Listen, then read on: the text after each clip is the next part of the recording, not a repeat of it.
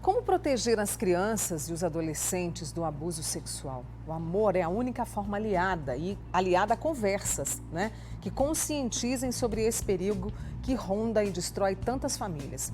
Agora, nós estamos na campanha Maio Laranja, trazendo um alerta a toda a sociedade. Eu vou conversar agora com a terapeuta familiar e sexóloga Sara Martins, via Skype, né, que também está nesse movimento, nessa campanha que é um alerta, não é?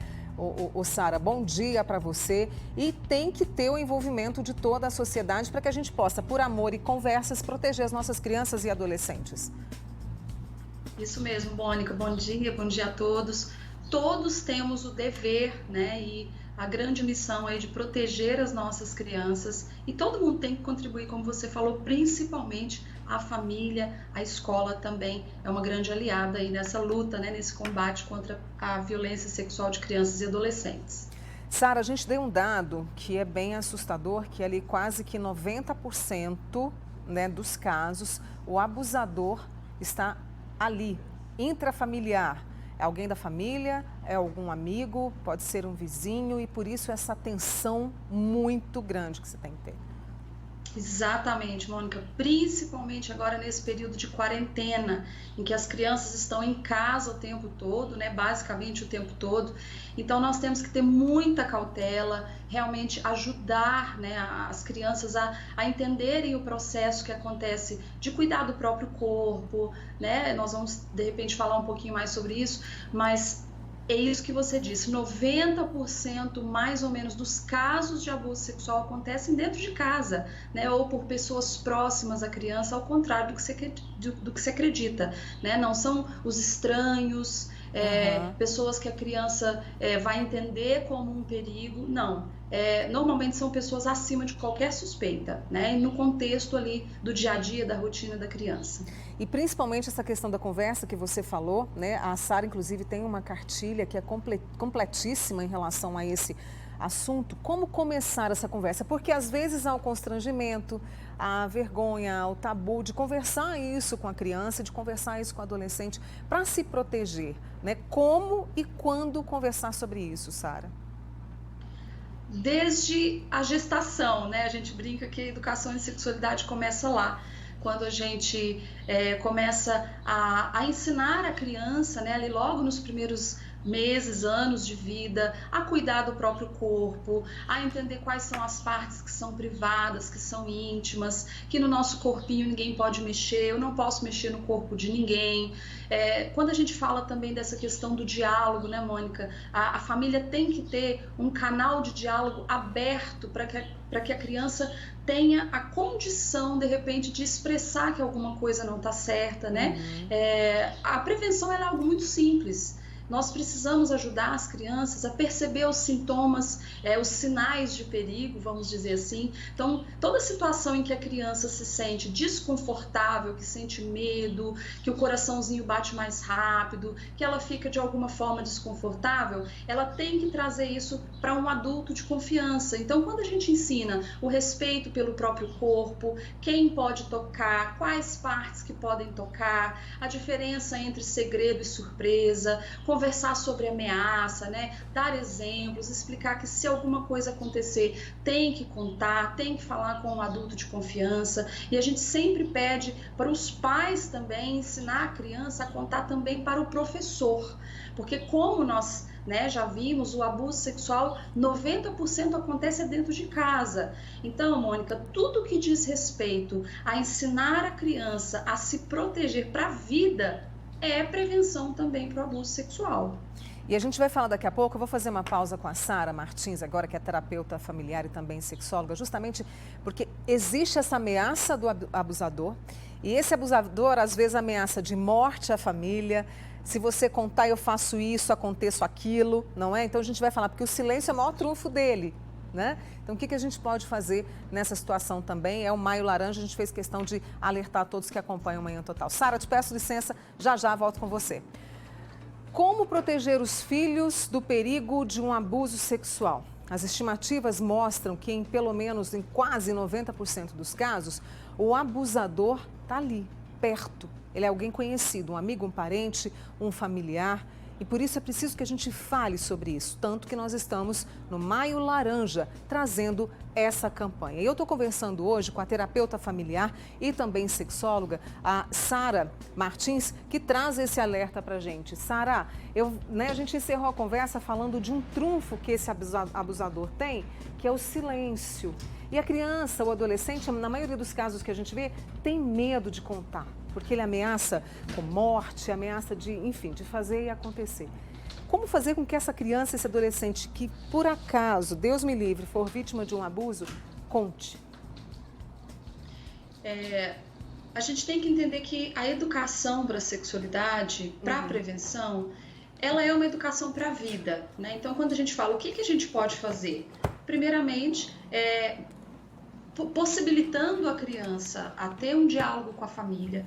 Toda vez que a criança conta a verdade sobre algo de errado que ela fez, como é que a família reage? Será que é com punição? Será que é com severidade? Porque se a criança não pode contar pequenas dificuldades que ela está tendo, uma mentirinha, alguma coisa, como é que ela vai contar de algo tão grande, né, como um abuso sexual? Questões sistêmicas também, quando os próprios pais pedem a criança para guardar segredo. Olha, não conta pro seu irmãozinho que eu te dei isso, porque senão ele vai ficar triste. Não conta pro seu pai que eu comprei isso, porque senão ele vai brigar comigo. A criança já vai sendo condicionada a entender que, bom, eu preciso guardar um segredo porque senão alguém vai ficar triste, alguém vai se machucar, né? E o abusador usa isso para mexer com a cabeça da criança, para realmente impedir que a criança conte, porque senão alguém vai ser ferido, o bichinho de estimação vai morrer, o pai, a mãe vai morrer. Então, isso tem que ser conversado com a criança desde sempre, né? Explicar o que é ameaça, falar, olha, nunca acredite quando alguém disser, né, que vai fazer algum mal com você ou com a família. E principalmente, Mônica, essas questões aí do dia a dia, né? Como é que a gente está reagindo quando a criança fala a verdade? É muito importante também conversar abertamente desde pequenininho, né? E ter esse espaço para o diálogo. E a criança tem que entender que os sintomas do corpo dela também vão falar muito. Se a criança ficar triste, se ela tiver esse desconforto, né, como eu já disse, tem que falar para alguém. E a criança tem que aprender a dizer não e a sair da situação e pedir ajuda para um adulto de confiança, né? Então a criança tem que ser ensinada pela família a dizer não. Então, às vezes, aquela questão sistêmica que eu estava dizendo, às vezes a criança não quer abraçar, não quer beijar, não quer sentar no colo de determinada pessoa, seja da família ou amigo, e a família obriga, e a família fala, nossa, mas como você está mal educado, tem que ser gentil com todo mundo, tem que abraçar o vovô, se a criança não quer, ela tem os motivos dela. Isso não significa que ela esteja passando por um abuso sexual, né, vindo daquela pessoa, mas isso significa que ela está desconfortável com aquela pessoa. Se nós adultos não vamos com a cara de todo mundo, imagina a criança que é tão autêntica, né? Então, nesse sentido, a gente vai conduzindo a criança a não guardar segredo, né? A gente tem que fazer essas diferenciações também entre surpresa, né? Uma festinha surpresa, que é de curto tempo, né? E depois vai ser contado.